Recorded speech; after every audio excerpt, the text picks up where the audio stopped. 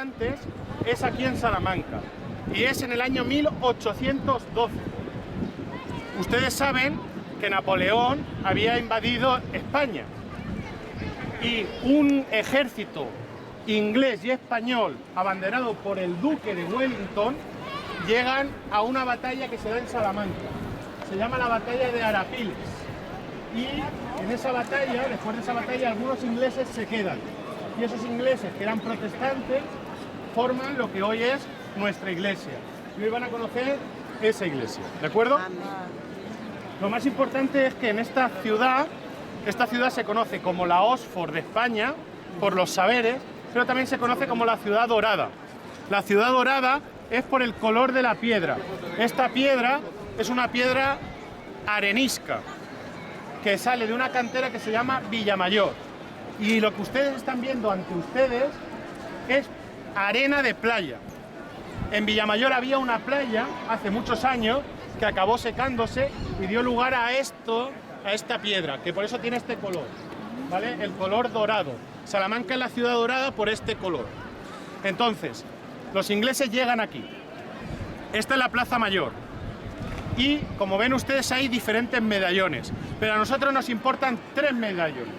El primero es el medallón del duque de Wellington. Es este hombre que abanderó el ejército hispano-inglés, y cuando los ingleses llegaron pasaremos por el primer lugar donde hubo el primer culto protestante. Se celebró encima de los tambores de guerra la Santa Cena. Y esto fue, ya os digo, en 1812. Después tenemos un medallón a la Primera República. Y esto es importante, porque de esa comunidad inglesa que se formó, vino a visitar Salamanca una persona que ustedes conocerán y es muy famosa. El coportor de las sociedades bíblicas, George Borrow.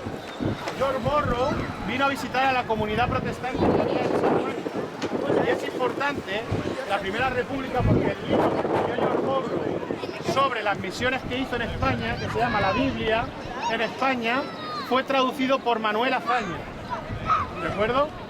Y el tercer medallón que nos importa es el de don Miguel de Unamuno, que fue una persona filoprotestante, amigo de Atilano Coco. Atilano Coco fue el último pastor que hubo antes de la Guerra Civil, que fue fusilado por Franco. Y la película Mientras dure la guerra versa sobre él, ¿de acuerdo? Les voy a contar cómo se conocen Miguel de Unamuno y Atilano Coco. Atilano Coco había nacido en Zamora, pero se había criado en Alicante. Y se fue a estudiar con una beca al Manchester College de Oxford. Era un hombre bien formado. Y vino a Salamanca porque lo mandaron. Y el primer lugar donde fue al casino. Entonces entró un hombre con alzacuellos al casino, donde los hombres jugaban, apostaban. Y entonces Miguel de Unamuno se sorprende de que un cura haya entrado a un lugar de pecado. Y entonces la expresión fue: ¿qué hace el imbécil este aquí? Y entonces le dicen: este es un pastor protestante. Dice: traerlo a ver quién es el imbécil este. Y entonces Unamuno quiso ridiculizarlo, pero este hombre había estudiado en Oxford, así que le contestó. Y fruto de aquel encuentro filosófico es que nació la amistad de ellos, ¿de acuerdo? Así que ahora vamos a caminar por diferentes lugares que os voy a narrar, pero donde más vamos a parar es en el Museo de la Guerra Civil y de la Masonería, que también os contaré algunas cosas que tienen la universidad más antigua de España, que es esta es la Universidad Pontificia, y es a lo que se debe el nombre de la Oxford de España. Y esta es la universidad más antigua. Después está la de Alcalá, que fue fundada por el cardenal Cisneros. Donde estamos ahora es la famosa Casa de las Conchas, ¿vale? Esta casa tiene 2 historias, que pueden quedarse ustedes con la que prefieren. Esto era la casa de unos nobles, pero lo más importante es que Erasmo de Rotterdam vino y se hospedó. Pero las 2 teorías dicen: una, que un noble fue casado con una mujer gallega, pero la mujer gallega cogió como una especie de depresión por su tierra, lo que llaman la morriña, y fruto del amor le llenó la fachada de vieiras para que recordara su tierra. Entonces, es un acto de amor. Y no os cuento la segunda porque es más fea. Vamos a entrar.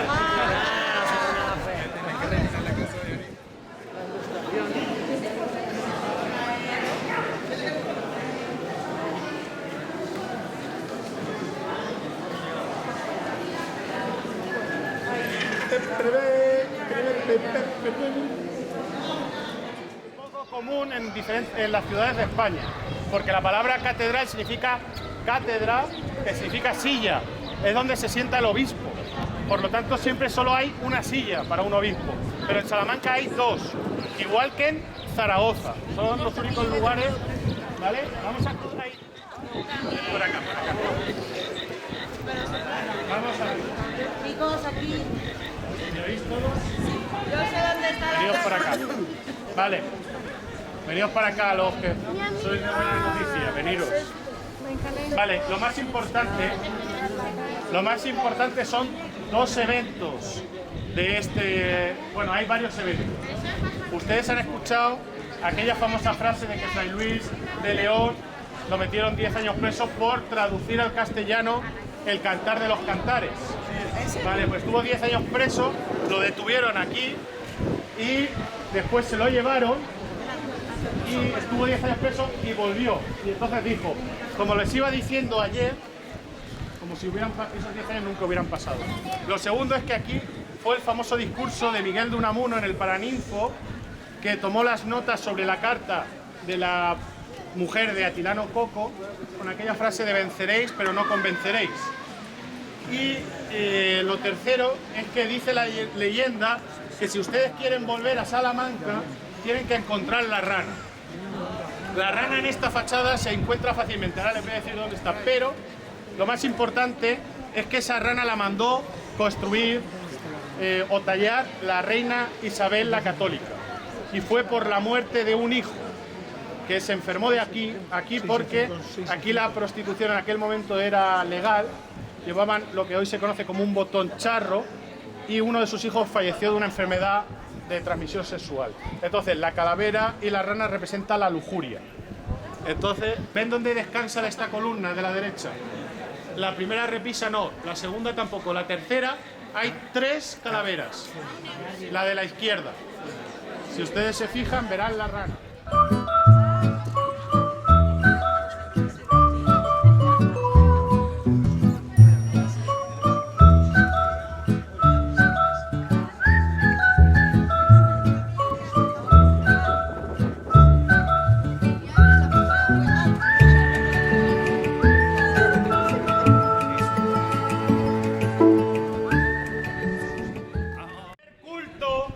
Protestante que os he dicho en 1812 se hizo en el convento de San Esteban, que es ese que tienen enfrente. Ahí se hizo la primera iglesia. No, la primera celebración. Hubo un pastor que predicó y se celebró la Santa Cena sobre unos tambores de guerra, porque entraron el ejército y se había convertido, los franceses que hacían laico todo, habían convertido eso en una caballeriza, donde estaban los caballos. Entonces vaciaron todo y ahí celebraron el primer culto protestante. Y a la espalda está la iglesia nuestra, ¿vale? Vamos.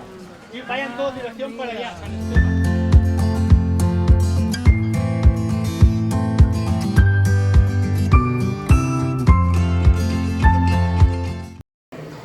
Esta iglesia es una edificación de 1175. Se dedicó a Tomás Becket, que fue un sacerdote que hubo en Canterbury, ¿de acuerdo? Fue asesinado, igual que Atilano Coco, por el poder, porque Tomás Becket criticaba al rey Enrique II de Inglaterra. Le criticaba por tener muchas amantes y todo eso. Y como no existía la salsa rosa en el momento, la gente iba a su iglesia a enterarse de las cosas del rey. Entonces era muy querido por el pueblo, pero el rey esto le enfurecía. Así que le pagó a los rufianes y mientras él estaba orando, de frente, fue asesinado antes del culto. Y cuenta la leyenda que un cuervo que andaba por ahí bajó sobre la persona, posó sus pies sobre el charco de sangre y bebió. Y desde entonces aquel cuervo se conoce como la chova, que es del latín, cuervo, un tipo de cuervo, piqui roja.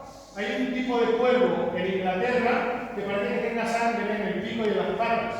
Y se cuenta que es por el milagro de la sangre de Santo Tomás, o Tomás de Cantera. Entonces se hizo tan famoso que la gente cogía ánforas, como si fueran botellitas de sangre, y se las llevaban a los enfermos. Y por eso esta iglesia se llama Santo Tomás Cantuariense. No es de Canterbury, es de Cántaro. Se llama Santo Tomás Cantuariense porque esta es una iglesia para los enfermos, para obrar milagros, para pedir por las personas que estaban enfermas. Por eso es Santo Tomás Cantuariense. ¿De acuerdo? Esta iglesia es una iglesia románica que se vio afectada por el terremoto de Lisboa. Después veremos algunas zonas donde se vio afectada. Pero esta iglesia ha sido o fue construida para un rito diferente al que ustedes conocen. El primer rito que se hizo aquí es el rito mozárabe o visigodo, que fue el rito hispánico que San Isidoro de Sevilla en el siglo VI unificó del cristianismo primitivo que hubo en España. Después se practicó el rito católico y después se practicó el rito anglicano. Para comprender la arquitectura bien, hay que comprender bien qué estaban pensando los arquitectos, y era el rito mozárabe, que tiene unas características un poco diferentes a todo lo que conocen ustedes. ¿De acuerdo? Entonces, yo les voy a invitar a que puedan dar una vuelta por el altar, ver esta nave, esta otra. Lo más importante es que esta iglesia está orientada de este a oeste. Todas estas naves, estas tres naves, marcan diferentes épocas del año. Por aquí entra la luz de invierno, por aquí en primavera y en otoño, y aquí en verano. ¿De acuerdo? Entonces es muy interesante, después lo veremos. Les dejo que hagan una visita rápida, que hagan unas fotos, y les espero aquí en la puerta para hacer un pequeño tour espiritual. Esta iglesia, que es una iglesia románica del siglo XII, está conceptuada para albergar el rito mozárabe, que es el rito de los cristianos visigodos. Saben ustedes que en España llegó el cristianismo muy pronto. En el siglo II o III ya había cristianos. Incluso habla Pablo de venir a España y cuenta la leyenda de que estuvo en Cataluña. ¿Vale? Pero realmente fue importante. En el siglo IV hubo un concilio que se celebró en España, pero después, cuando llegan los reyes visigodos son arrianos, y no es hasta el siglo VI que se convierten realmente a un cristianismo trinitario, y es cuando San Isidoro de Sevilla ordena un poco una liturgia. Eran cristianos, no había ni católicos ni protestantes en ese momento, porque no había distinciones. Y hasta el siglo XV, que los reyes católicos ya imponen el rito latino, aquí se practica el rito mozárabe. Una de las diferencias del rito mozárabe es que ustedes saben que lo primero es cuando una persona se convierte, le ofrecemos el bautismo. Después, el creyente, a la gente se ora por él para que reciban el Espíritu. Y por último, participan de la comunión. Pues eso que hoy en día en las iglesias evangélicas se hace es la forma que la iglesia primitiva lo hacía. Porque hoy la iglesia católica romana primero hace el bautismo, después hace la comunión y por último hace la confirmación, que es la petición del Espíritu Santo. Ha habido una alteración. Pero esta iglesia, al seguir la liturgia de la iglesia primitiva, mantiene la misma estructura, que es bautismo al entrar, confirmación y comunión. ¿Vale? Que es igual que las iglesias evangélicas, que cuando la persona sale del bautismo se ora por él, ¿vale? Se imponen las manos, incluso a veces se usa aceite y después la persona pues participa de la cena del Señor. Como hemos dicho, esta iglesia está orientada de este a oeste. El oeste, cuando se concibe esta iglesia en el medievo, era considerado el lugar de los muertos. Y la primera pregunta que nos podemos hacer es, ¿por qué una iglesia se orienta hacia la muerte y no hacia la vida? Bien, las personas que entraban a la iglesia, por ejemplo, la Catedral de Valencia está hecha como si fuera un arca, porque representa el arca de Noé.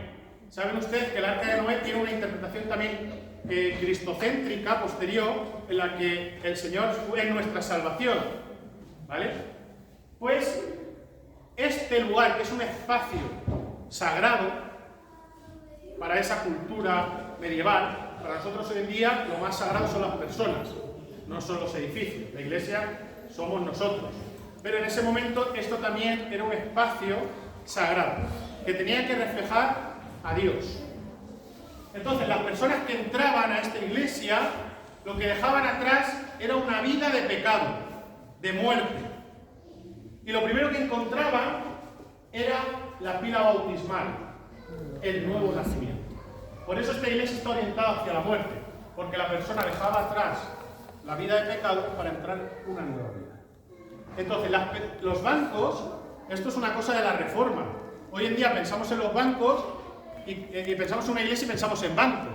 Pero hasta mi abuela, antes de convertirse, me hablaba de que en su pueblo llevaban la sillita, el catre, no había bancos. Y eso era porque la Reforma sí que puso bancos, y esto es de principio del siglo XX, que hay bancos.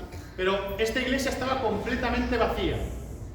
No había ventanas, las únicas ventanas eran las que había ahí enfrente, porque estas ventanas son posteriores. Y tampoco había luz eléctrica, que también es un invento moderno, no sé si lo sabían. Pero bueno, entonces, las personas que se iban a bautizar, que se llaman catecúmenos, o las personas que habían recibido el bautismo, se encontraban de pie en este primer estadio de la iglesia. ¿Por qué? Porque el sacerdote, en un momento dado, como lo último que se celebraba era la comunión o la Santa Cena, había un momento en el que les decía, los que no pueden participar de la Santa Cena, que se marchen. Eso fue una práctica que a la iglesia primitiva le costó mucho. ¿Por qué? Porque una de las persecuciones que hubo contra los cristianos, en los que se les acusaba de caníbales, era por esa práctica. Porque cuando llegaban a la comunión, echaban a la gente, y los otros decían, ¿pero qué hacen ahí? ¿Qué hacen ahí? Y alguien dijo, pues participan del cuerpo y la sangre del Señor Jesucristo. Y dijo, ostras, esto están comiéndose personas. Y fue a los romanos, dice, allí comen gente. Y persiguieron a los cristianos por canibalismo. Y fue por esa práctica de echar a la gente. ¿Vale?